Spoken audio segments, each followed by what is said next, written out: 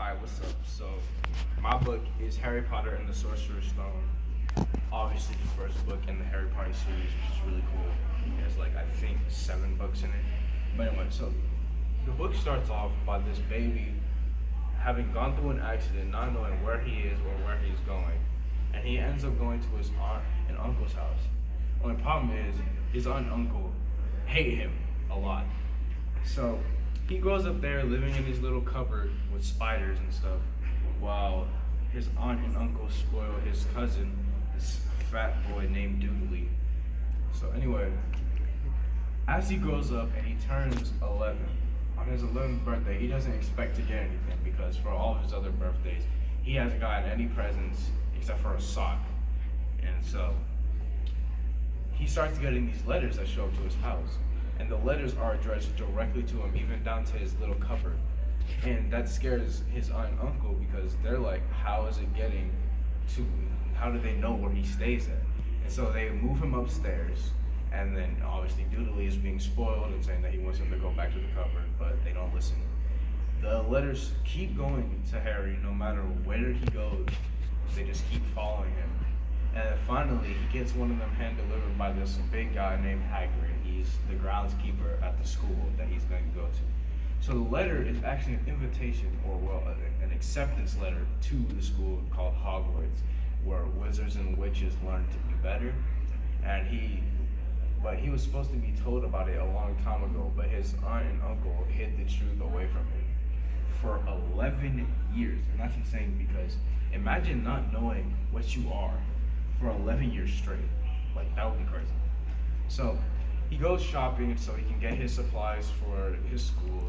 He gets a magic wand, he gets some other stuff, he gets spell books, all this other stuff. And then he gets on the train. Now when he gets to the train station, the part that he's supposed to go on is actually hidden for wizards and witches, so he doesn't actually know where he's supposed to go. And then he finds it and he gets on the train. And on the train he meets a friend named Ron Weasley, and they basically pick out on everything that's on the train. They get all these sweets. They probably give themselves cavities, but we're not going to talk about that. And so they get to the school, and then all the kids that are their age and them themselves are let in. They meet this annoying girl named I can't really pronounce her Hermione. because it's weird. Yeah, it's Hermione. But she's annoying and she's a know-it-all. She knows all the spells and books and stuff. And so basically, during like going through his first days at Hogwarts, he really doesn't know what he's doing. There's so many great expectations to him because he's already famous, even though he doesn't know what he's famous for. And so he's doing stuff trying to learn. And eventually, I'm gonna skip ahead to a few parts. He eventually gets into this sport called Quidditch, which is basically a sport where you fly on broomsticks and you try to catch these balls. You know. But he is hired to be the seeker, and then so he's supposed to do a special job. But anyway, he also receives this invisibility cloak, which is really cool. I wish I had an invisibility cloak because I would use it all the time. But yeah. But then he finds out that there's a mystery and that somebody is trying to steal this very powerful stone.